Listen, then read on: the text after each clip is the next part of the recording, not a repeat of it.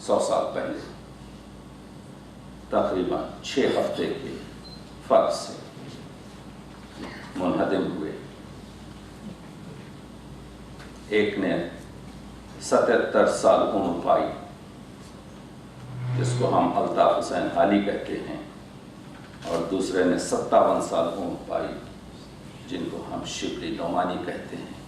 تو آپ نے دیکھا کہ جس طرح سے حالی سر سید سے 20 سال چھوٹے تھے، اسی طرح سے شبلی حالی سے 20 سال چھوٹے تھے. حالی خوش نصیب تھے کہ ایک تو مصطفیٰ خان شیفتہ کی صحبت 7 سال جہانگیر آباد میں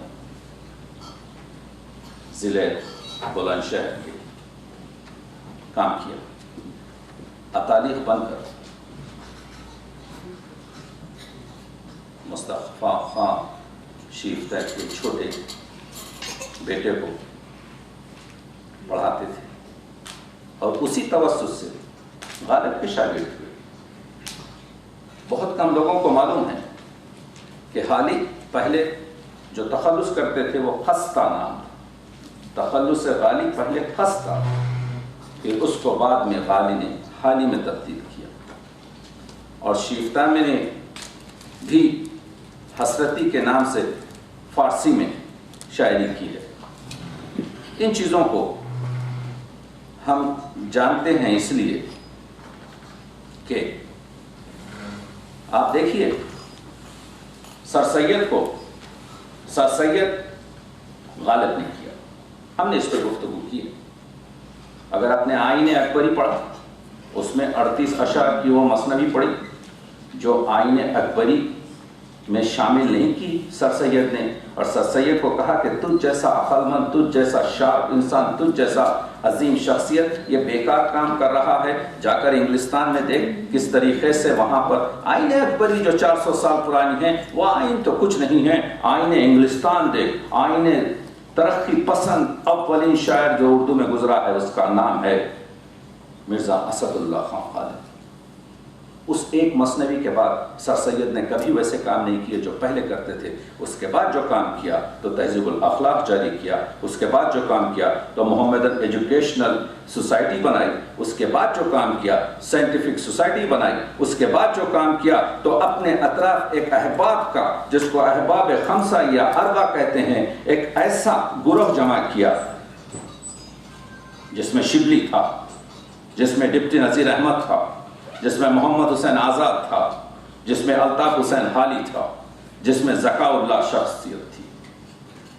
وہی کام سر سید نے حالی اور شبلی کے لیے کیا. شبلی شبلی ہوئے، حالی حالی ہوئے سر سید کی صحبت میں. تو یہ ہم کو بھولنا نہیں چاہیے. ہم اس دور میں ہیں اور کوئی ہم سے پوچھے، جو ہزاروں میل ہم بیٹھے ہوئے مجلسی مطالعے کے لیے تڑپتے ہیں کہ کوئی ایسی محفل مل جائے جس میں 4 بات کرنے والے ہمیں نصیب ہو جائیں جس سے کچھ ہم سیکھ سکیں. میں اسکالرز کو کہتا ہوں گنگا بہہ رہی ہے، استفادہ کریں، اپنے ذہن کی زرخیز زمینوں کو پوری طریقے سے استفادہ کریں. اس طرح کے فنکشنز، اس طرح کی بزمیں جو یونیورسٹیز میں آج کل کی جاتی ہیں ہمارے دور میں نہیں تھی. اس سے فائدہ اٹھائیں. میری میڈیسن میں ایک کانفرنس جو ہوتی ہے تو تقریباً ہم کو $2,300 صرف رجسٹریشن فیس دینی پڑتی ہے جب جا کر میں ایک تقریر کرتا ہوں. تو یہ تو یہاں پر گنگا فری بہ رہی. اسکالرس کو چاہیے استفادہ کریں. اس سے زیادہ فائدہ اور کوئی آپ کے جو ہے حکومت دے نہیں سکتی. عرض یہ کر رہا تھا کہ مجلسی مطالعہ اور مجلس کا اثر انسان کی شخصیت پر ہوتا ہے. جس طرح سے غالب نے سر سید بنایا اسی طرح سے سر سید نے شبلی اور عالی اور ڈپٹی نذیر احمد بنایا. اس کی وجہ یہ تھی کہ ان لوگوں میں وہ کیلیبر تھا. تو آپ نے دیکھا کہ حال ہی نے 1869 میں غالب اس دنیا سے گزرے. اسی 1869 میں محمد حسین آزاد نے as a associate professor government college Lahore میں عربک پروفیسرشپ قبول کی. اسی 1869 میں سر سید اپنے بیٹے کے ساتھ انگلینڈ جاتے ہیں, آکسفورڈ اور لندن میں جا کر تہذیب الاخلاق کا ٹائٹل لاتے ہیں. اسی 1869 کے 2-3 سال بعد آپ دیکھ رہے ہیں کہ کس طرح سے ڈپٹی نذیر احمد نے ہمارے معاشرے میں جو خواتین کے مسائل تھے, جہاں پر لڑکیوں کو تعلیم نہیں دی جاتی تھی, میں اپنے موضوع پر آ رہا ہوں اور جوڑ رہا ہوں کیونکہ آج بھی وہی موضوع ہے جس پر ہم گفتگو کر رہے ہیں. ڈپٹی نذیر احمد نے 2 ناولیں لکھی جس سے آپ واقف ہیں, ایک 1869 میں, ایک 1874 میں. اور وہ 2 ناولیں کیا تھیں؟ لڑکیوں کی تعلیم, لڑکیوں کی پوری طریقے سے ہماری خواتین کی طرفداری اور ہمارے خواتین کے حقوق کی پاسداری تھی. اس کے 1 سال بعد 1874 میں حالی نے مجالس النساء لکھی. پڑھیے مجالس النساء, جس پر وائسرائے نے, نارتھ بروک نے حالی کو 400 روپے کا انعام دیا. 400 روپے کا انعام 1874 میں بہت بڑا انعام, جبکہ حالی کی تنخواہ 75 روپے تھی. آپ جانتے ہیں کہ حالی نے اس کے بعد 5 سال کے بعد 1879 میں مسدس لکھا. مسدس کیا ہے؟ مد جزر اسلام, اسلام کا عروج اور اسلام کا زوال. یہ جو نظم ہے خود حالی کہتے ہیں کہ میں نے سر سید کے زیر اثر اسے لکھا. تو آپ دیکھ رہے ہیں کہ مسدس حالی جب آیا تو بر صغیر میں ایک جنگل کی آگ کی طرح سے پھیلا. سر سید کو 5 کاپیاں بھیجائی گئی. سر سید نے جواب میں خط لکھا, حضور کتاب جب ختم ہوئی تو افسوس یہ ہوا کہ کتاب کیوں ختم ہوئی. یہ مسدس وہ ہے جو چشم نم بغیر پڑھا نہیں جا سکتا. اگر حشر کے دن خدا پوچھے گا مجھ سے کہ سر سید تو میرے لیے کیا لایا ہے, تو میں کہوں گا کہ میں حالی سے لکھوا کر مسدس لایا. آپ دیکھ رہے ہیں مسدس کی عظمت. مسدس کی عظمت یہ بتانے کی کوشش کر رہا ہوں کہ مسدس کی اس زمانے میں مخالفت ہوئی. مخالفت سے مت ڈریے, یہ تو ہوتی ہے تجھے اونچا اڑانے کے لیے. میں جب تاریخی مسائل میں دیکھتا ہوں مخالفت کے زاویے, تو مجھے کسی مخالفت سے کوئی خوف نہیں ہوتا. جب ہم مسدس حالی پر مخالفت کر سکتے ہیں, جب ہم سر سید کو کفر کا فتویٰ دے سکتے ہیں, جب ہم شبلی کو کفر کا فتویٰ دے سکتے ہیں, جب ہم اقبال کو کفر کا فتویٰ دے سکتے ہیں, جب ہم فیض کو کفر کا فتویٰ دے سکتے ہیں, تو مخالفت سے کیا ہونا؟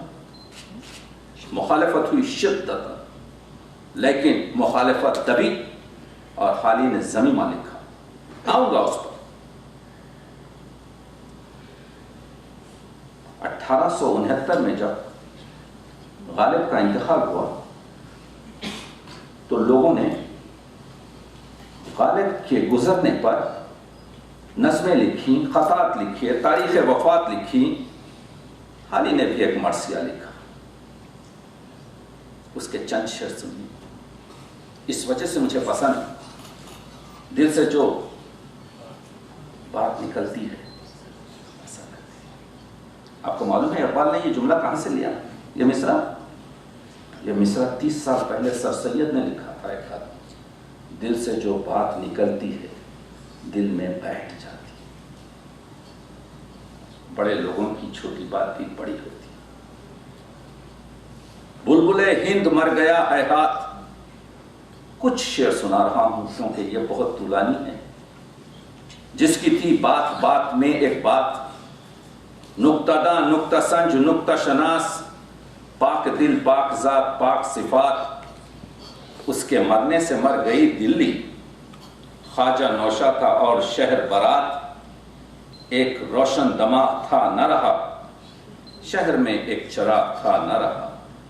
خصیو صاحبو اسیر و کلیم، لوگ جو چاہیں ان کو ٹھہرائیں، ہم نے سب کا کلام دیکھا ہے ادب شرط منہ نہ کھلوائیں. غالب نقطہ سے کیا نسبت، خاک کو آسمان سے کیا نسبت. ناقد مانی کا گنجداں نہ رہا، خانے مضموں کا میزبان نہ رہا. اہل ہند اب کریں گے کس پہ ناز، رشک شیراز و اصفہان نہ رہا. مظہر شان حسن فطرت تھا، مانیے لفظ آدمیت تھا. مانیے لفظ آدمیت تھا. یہ خراج عقیدت، یہ خراج تحسین غالب دہلوی کو کہیں سے نہیں ملا. اس شاگرد سے ملا جس کو غالب اتنا پسند ہی نہیں کرتے تھے. غالب کے پسندیدہ شاگرد تو مجروح تھے، تفتہ تھے. آپ نے دیکھا جو مزاج حالی نے مسدس میں اختیار کیا ہے کہ 21ویں صدی میں 2014 آج کے عصر میں، دیکھیے شاعر 3 چیزیں چاہتا ہے: شخصیت، زمان و مکان.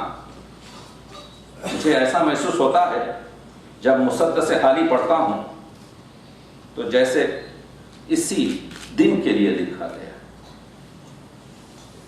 حالی قوم کو جگا رہے ہیں. کل